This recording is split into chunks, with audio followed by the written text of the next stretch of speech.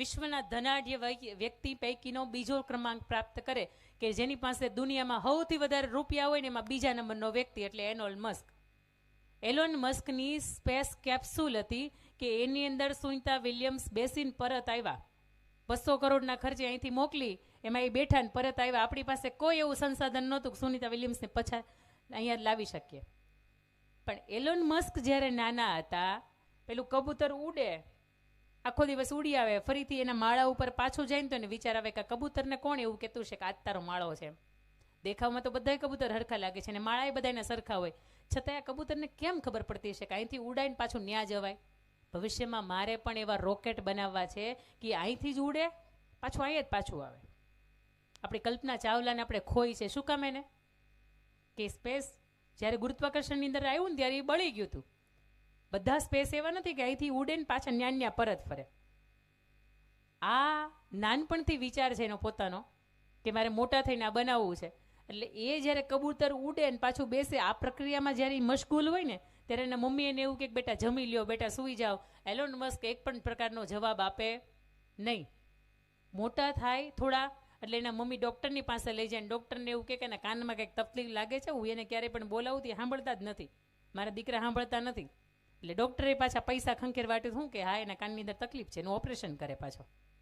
ફરીથી પોતે જ્યારે કબૂતર ઉડે ને અહીંયા જોવાની પ્રક્રિયા શરૂ થાય ને એટલે ફરીથી પોતે ભૂલી જાય પોતે કઈ અવસ્થામાં છે. અને વર્ષો પછી જ્યારે આપણને સ્પેસએક્સની અને ટેસ્લાની ભેટ આપી શકે ને, એ નાનપણથી તમારું ધ્યાન આટલું બધું પાવરફુલ હોય ને તો આપી શકે. સી ફોર કોન્સન્ટ્રેશન, કોન્સન્ટ્રેશન તમારું મજબૂત હોય ને તો આપી શકે. તમને ખબર છે દ્રૌપદીના સ્વયંવર વખતે અર્જુને કઈ પરીક્ષામાંથી પસાર થયા હતા? અર્જુનને કઈ પરીક્ષા આપવી પડી હતી ત્યારે દ્રૌપદીના સ્વયંવરની અંદર એને હાર પહેરાવી શક્યા? હવે યાદ કરજો, હું તમને કહીશ. નીચે જોવાનું હતું, પાણીનો પ્રતિબિંબ હતું, ઉપર માછલી તરતી હતી અને ફરતી હતી. એ ફરતી માછલીની આંખ વીંધવાની હતી. બોલો હા કે ના? જોવાનું ક્યાં હતું? નીચે. અને એક બાજુનું તીરથી પહેલા જ પ્રયત્ને અર્જુન એની આંખ વીંધી શક્યા હતા? હા કે ના? કોન્સન્ટ્રેશન, તમારું ધ્યાન કેન્દ્રિત હોય ને તો થાય. તમે કાનની અંદર ઓલા પપોડા નાખ્યા હોય અથવા તો તમે ટીવી કે મોબાઈલ જોતા હોય ને મમ્મી બોલાવીને થાકી જાય ને છતાં આપણે ધ્યાન નથી દેતા. હા કે ના? બાળો હા હા.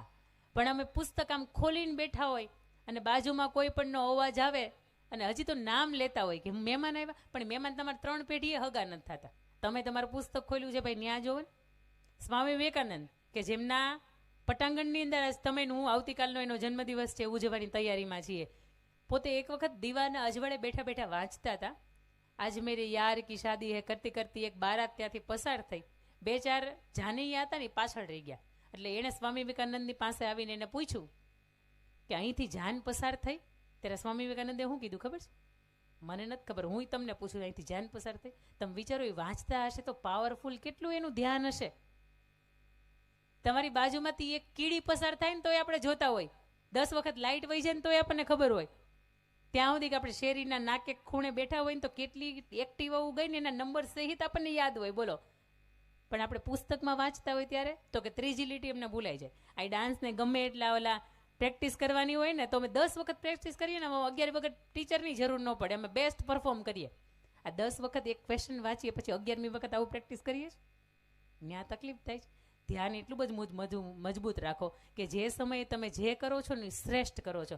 અહીં તમે નાટક કરતા કરતા તમે તમારા ડાયલોગ ભૂલી જાઓ છો. ઓલું મારું પપ્પી, મારું ડોગી, મારું ટબોડિયું, એ ભાઈ ભૂલી ગયા હતા. એ દીકરો ક્યાં બેઠો? એ 2 કે 5 જ વખત પ્રેક્ટિસ કરી હશે એણે, પણ કેવા સરસ વર્ડ ટુ વર્ડ આપણે ભૂલી જાય, પણ કેવા વર્ડ ટુ વર્ડ બોલી શકતા હતા. એને મિમેક્રી કરતા હતા ને, હું જોતી હતી. એક શબ્દ યાદ. આ શબ્દો ઓલો વિજ્ઞાનના નિબંધો આવે, સામાજિક વિદ્યાના નિબંધો આવે, પ્રયોગો આવે, અને ત્યાં કેમ બધું તમારું ધ્યાન વયું જાય.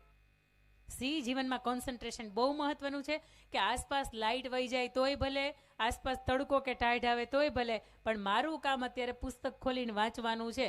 હું પરસેવે રેબજેબ થઈ જાઉં તો એ થાવ ભાઈ, મારું કામ શું છે? તો કે વાંચવાનું કામ છે.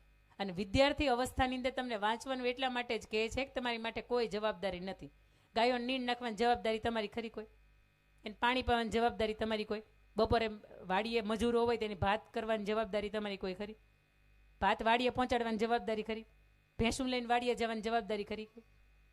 તમારી એક જ જવાબદારીમાં આવે, હું એ જે 5-7 પુસ્તકો હોય ને એ પુસ્તકનો ખોલવાના, બંધ કરવાના, એને લેશન કરવાનું, મૂકી દેવાનું. પણ છતાંય આપણાથી એ થાય નહીં. ABCDનો C શીખવે છે. કોન્સન્ટ્રેશનની સાથે કામ કરીએ ને તો વિશ્વના શ્રેષ્ઠ ધનાઢ્ય વ્યક્તિ એટલે એલોન મસ્ક સુધી પહોંચવામાં જરીકે વાર ન લાગે. એના પછીનું આવે છે ડિસિપ્લિન. બહુ મહત્વની વાત છે. તમે લાંબા નખ રાખો, આનાથી તમને કોઈ ચિંતા ન હોય. તમે આમ લાંબી લાંબી લટુ કાઢીને રાખો, એનાથી કાંઈ વાંધો નથી. પણ અમુક વ્યક્તિની સામે કઈ ભાષામાં બોલાય, અમુક ઉંમર થયા પછી કેવા કપડાં પહેરાય, કે આપણા ઘરે આવનારા મહેમાનો છે, આપણી સાથે જોડાયેલા આપણા શિક્ષકો છે, એને આપણે કેટલી રિસ્પેક્ટથી વાત કરી શકીએ છીએ, આ શિસ્ત જીવનમાં બહુ મોટી છે. તમારા A1 ગ્રેડ આવતો હોય પણ તમારે આંગણે આવેલા મહેમાનને તમે આવો ન કહો, તમે તમારી મસ્તીમાં આવો તો A1 ગ્રેડ કામનો નથી. તમારે A1 ગ્રેડ આવતો હોય છતાંય તમારા મમ્મી એવું કે બેટા પાછી વળી જા, અત્યારે બહાર નથી જાવ, છતાંય તમે કૂદકા મારી મારીને વયા જાઓ, A1 ગ્રેડ કામનો. શિક્ષણ હોય ને એની સાથે સાથે સંસ્કાર રૂપી ભાથું હોય ને તો તમારા માટે જીવનમાં શિસ્ત છે એવું કહી શકાય. અને 100 વાગે સમસમ ને વિદ્યા આવે રમઝમ ધડાધડી બોલતી ને ત્યારે આપણે બધા કોકનું માનતા, પણ આ પેઢી બધાનું માનતી બંધ થઈ ગઈ, કારણ કે આ માનતાથી આવેલી પેઢીઓ છે.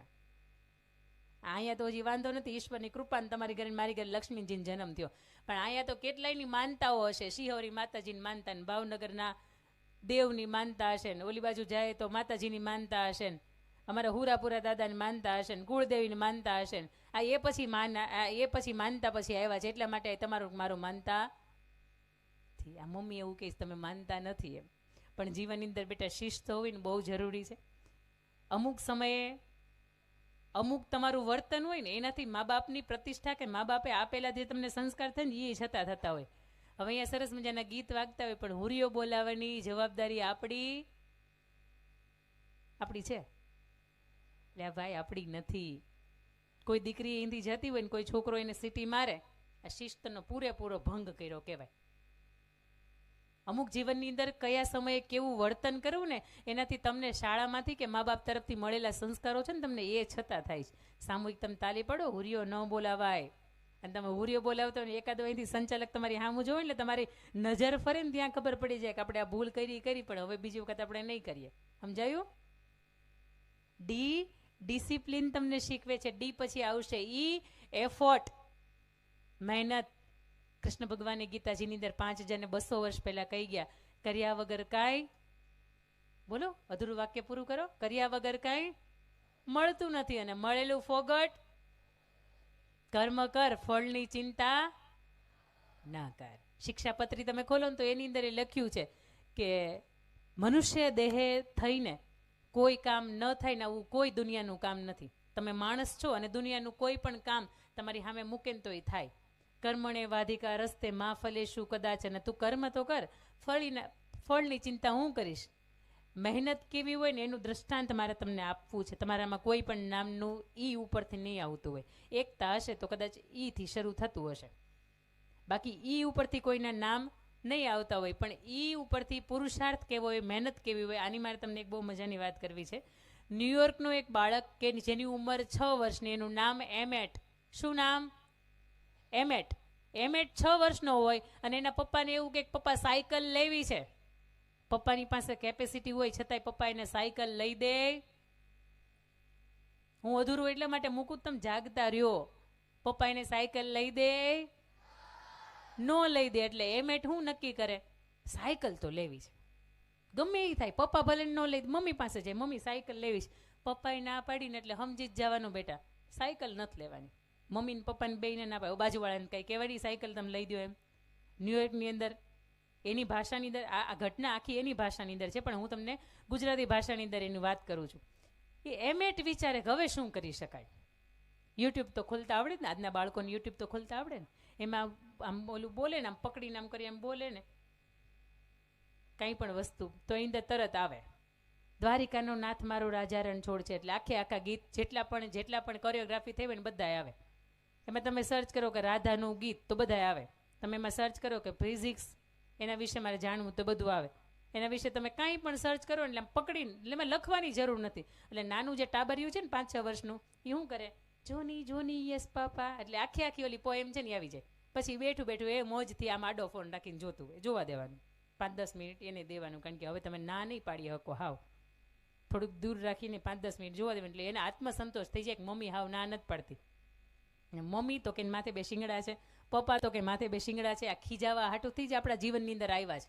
હમણાં તમે જોયું ને નાટક જોયું ને, એની અંદર આવતું હતું બધાને મમ્મી પપ્પા કે આવા જ હશે, મારા મમ્મી પપ્પા આવા, તારા તો કે મારા આવા જ છે.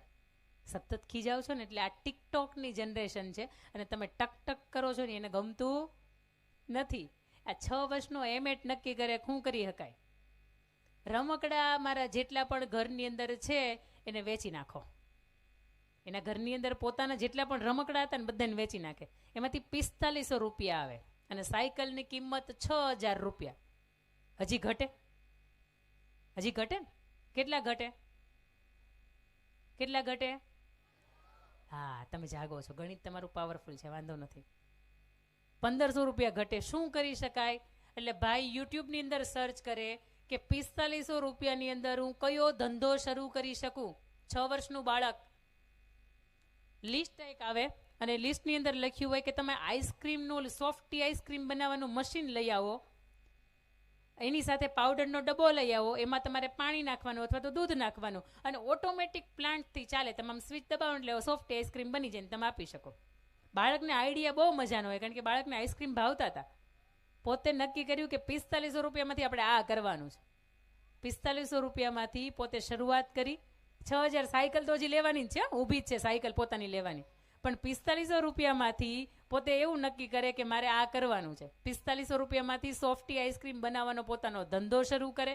સોમવારથી ભાઈ શુક્રવાર સુધી ભણવા જાય, શનિ રવિની સામૂહિક રજા, એની અંદર પોતાના ઘરની બહાર આઈસ્ક્રીમનો સ્ટોલ રાખે અને બધાને એની કાલી ગેલી ભાષાને એમ કે આઈસ્ક્રીમ ખાતા જાઓ, આટલા રૂપિયાનો આઈસ્ક્રીમ છે. અને બધા લોકોને ત્યાંથી પસાર થાય ને તો એમ થાય કે હવે બાળક વેચે છે ને તો મારે ખાવું જોઈએ. કોઈક 50 વર્ષનું વ્યક્તિ ફુગ્ગો વેચતું હોય ને કોઈક 7 વર્ષનો બાળક ફુગ્ગો વેચતો હોય તો તમને 50 વર્ષ કરતાં 7 વર્ષના બાળક પાસેથી લેવાનું પહેલું મન થાય. એ બાળકની પાસેથી આઈસ્ક્રીમ બધાએ હોંશથી ખાય અને બનાવે હાળો મસ્ત મજાનો, કારણ કે એમાં તો ફૂલ ઓટોમેટિક પ્લાનથી બને ને. 6000 ભેગા કરવા હતા. એક અઠવાડિયાના અંતે પોતે $800, $900 આવી કમાણીની શરૂઆત કરે. એક મહિનાના અંતે એક અમુક રકમ ભેગી થાય કે હવે તો સાયકલ આવી જાય, તો વિચાર આવે કે ના ના હવે સાયકલ નથી લેવી, હવે મારે કમાવું છે. 6 વર્ષની ઉંમરમાં આને મહેનત કહેવાય. અને 8-10 મહિના જાય ને એટલે પપ્પાને શું કહે ખબર છે? પપ્પા 2 વ્હીલ લેવી હોય ને તો કહેજો, આપણી પાસે સગવડતા થઈ ગઈ છે. આને મહેનત કહેવાય. આ તો મા બાપ આપણને ના પાડે કે આપણે નથી કરવાનું, એટલે આપણે એ કરવા માટે ગમે એ હદ સુધી વયા જાય. પણ આ એમેટ પાસેથી શીખવા જેવું છે કે જે દિવસે મા બાપ ના પાડે ને તે દિવસે આપણે આપણા પગ ઉપર ઊભા રહીને મહેનત કરવાની છે.